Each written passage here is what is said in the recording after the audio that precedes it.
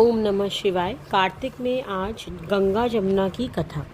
एक गंगा थी, एक यमुना थी। दोनों बहनें एक साहूकार के खेत में से जा रही थी तो यमुना ने 13 जौ के दाने तोड़ लिए। तो गंगा बोली कि बहन तेरे तो ग्रहण लग गया, यह तो चोरी हो गई। तब यमुना बोली कि बहन अब ग्रहण कैसे धुलेगा। तो गंगा ने कहा कि 12 वर्ष तक साहूकार के यहाँ नौकरी कर, तब तेरा ग्रहण उतरेगा। बाद में यमुना साहूकार के यहाँ गई और बोली कि मुझे नौकरी पे रख लो, मैं तुम्हारे सारे काम कर दूंगी, परंतु 4 काम नहीं करूंगी। ना झूठे बर्तन धोऊंगी, झाड़ू नहीं लगाऊंगी, बिस्तर नहीं बिछाऊंगी और दिया नहीं जलाऊंगी। फिर साहूकार ने उसे रख लिया। 12 वर्ष के बाद कुंभ का मेला आया।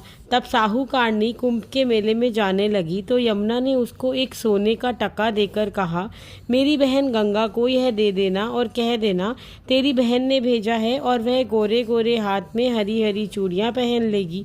साहूकारनी ने वहाँ जाकर गंगा जी को सोने का टका दे दिया और कहा कि यमुना ने यह टका दिया है।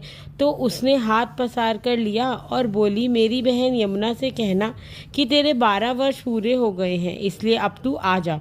साहूकारनी आए तब यमुना मटके में पानी भर रही थी।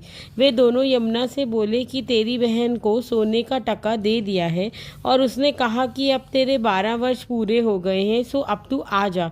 इतना सुनते ही यमुना जी वहाँ से सहस्त्रधारा होकर बहने लगी। तब साहूकारनी दोनों उल्टे माथे पड़ गए और बोले कि अब हमारा ग्रहण कैसे उतरेगा। यमुना माता होकर हमारे घर का काम कर गई, इसलिए हमारा ग्रहण कैसे उतरेगा। यमुना जी गंगा माता के पास गई तो गंगा माता यमुना जी से बोली कि तू साहूकारनी को धैर्य बंधाकर आई है या नहीं। तब यमुना जी बोली, मैं तो कुछ भी नहीं कहकर आई। गंगा जी बोली कि उनके पास जा और धीरज देकर आ, नहीं तो उन्हें संतोष कैसे होगा।